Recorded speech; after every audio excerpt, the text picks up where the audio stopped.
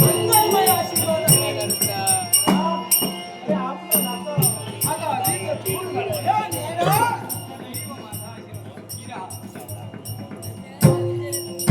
मित्र, आजपर्यंत आपण एकमेकाचे जीवनात मित्र होतो. पण या विवाहानंतर आजपासूनची माझा भाऊजी आणि मी तुझा मिळवणा बनलो.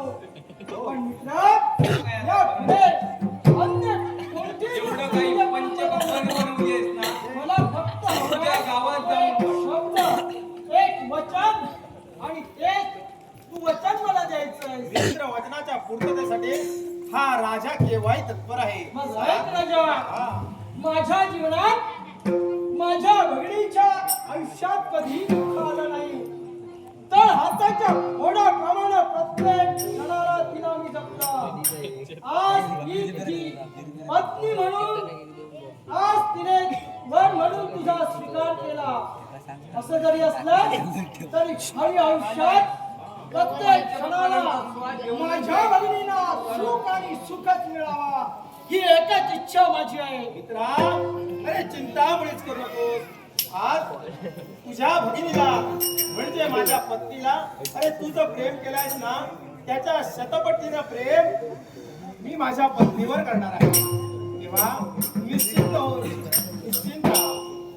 भाऊजी हा? भाऊजी बायको नाही नाही बहीण तरी बरोबर आहे. भाऊजीनू हा, तुला सांगतोय, काय ते? आता काय माझा झाला नाही, माझा होत आला. पण मी काय केलं माहिती हा.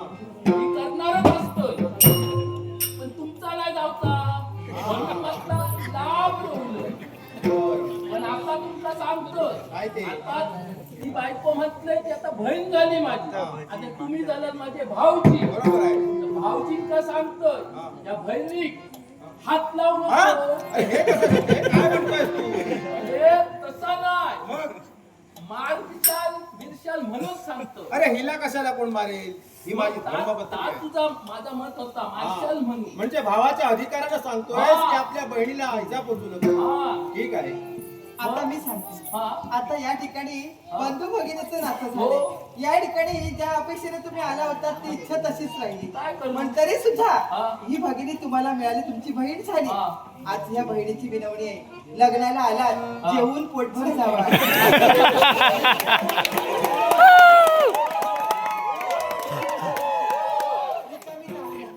पोटभर जेवा. तशा आमच्यात जेवणारे खूप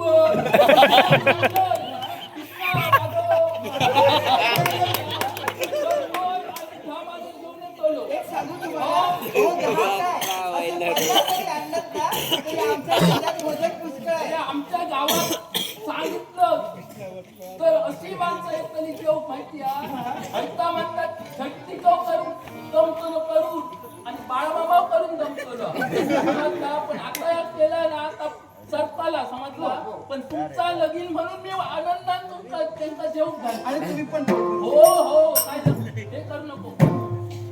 भाऊजी आपली भाऊजी असणार, भाऊजी सांभाळा. हो हो. नियमाचा चिंतामुळेच करू नको. नक्की या आनंदाने आलास तर बरं होईल. कधीतरी नका बोलवा. या महोदय. काय या महोदय. आला व्यवस्थित. मी आता सर्व काही व्यवस्थित झाले. हो. अन्न ग्रहण करून जावं. काय नाही गावाचं जेवायचं आहे. जाऊ दे ना. काही नक्की जेवतोय ना. अन्न ग्रहण करून जेवा. म्हणजे ह्या कंदील कशा बांधलेलं राजाने माहिती आहे. आतला बायकोक म्हणजे कंदीलात घेऊन जातले दाखवत त्या कंदीलाचा असा आता मी जातोय कधी पेटतोय. काय म्हणतो बघ कसं त्या कंदिलाची गरज नाही. माझा कंदील झालाय.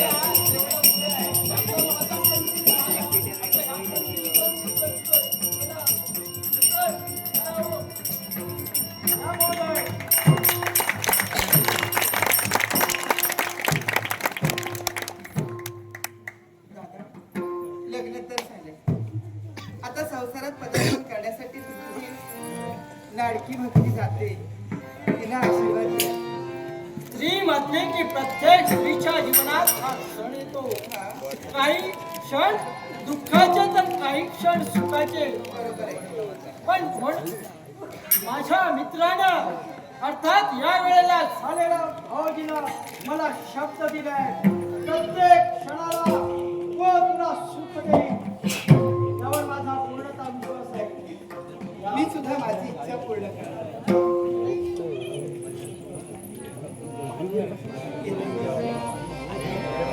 या या.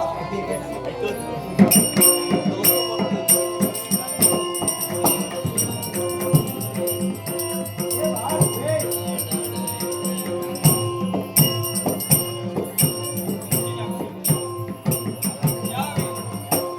भगिनीचा शुभविवाह झालाय खरं. यावेळी शुभविवाह झाला जरी असला, तरी माझं कर्तव्य ते कोणतं, या त्रैलोक्यात भ्रमंती करावी. म्हणूनच यावेळी माझ्या कर्तव्याचा आर पाडण्यासाठी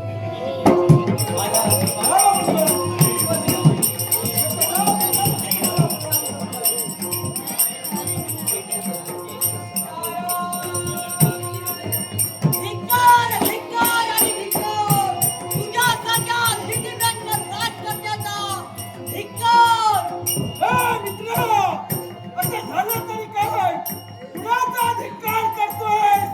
एकच ज्याला दानवकुळाचा संहार करण्याचा प्रयत्न केला, त्याच मानवाच्या कंठी तुझ्या भगिनीनं प्रेम माला अर्पण केली आणि ते तुला मान्य आहे म्हणून तुझा धिक्कार. अरे पिढ्या, ही माझी भगिनी होती. माझ्या भगिनीने कुणाशी विवाह करावा हा प्रश्न माझा होता. यात तुझा काय संबंध? असेल तुझा प्रश्न, पण हे दानवकुळातील एक दानव असताना त्या दानवाचा अपमान करून तुझ्या भगिनीनं त्या मानवाच्या कंठी प्रेममाला अर्पण केली, यासाठी तुला अधिकार केलाय. अरे जे घडलं ते भूतकाळात घडलं. त्याचा या वर्तमान काळात मला स्मरण करायचं नव्हतं. म्हणून प्रत्येक गोष्टीचा विसर पाडला. कारण माझ्या भगिनीचं सुख ते माझं सुख याचाच विचार मी करत होतो. म्हणूनच आज माझ्या भगिनीचा विवाह संपन्न झालाय. भगिनीचा विवाह संपन्न केला, पण दानवकुळाचा संहार करण्याचा प्रयत्न केला. म्हणूनच नीतिभ्रष्टाचार राजकर्त्याचा शेवट केलेला त्रियोग्य. आजपर्यंत मित्र म्हणून तुला विचार केला, पण आज तुझं मन जाणलेलं. तुझ्या मनात एक संशय निर्माण होतोय, एक स्वार्थी भावना निर्माण होते. आणि ती स्वार्थी भावना कोणती असेल तर हे राज्य सिंहासन. आजपर्यंत पाताळ भवनाच्या राज्य सिंहासनावर मी विराजमान झालो. तीच इच्छा तुझ्या मनात प्रगट झाली आहे.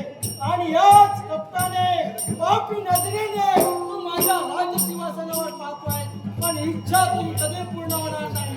राजा तेच सांगतोय,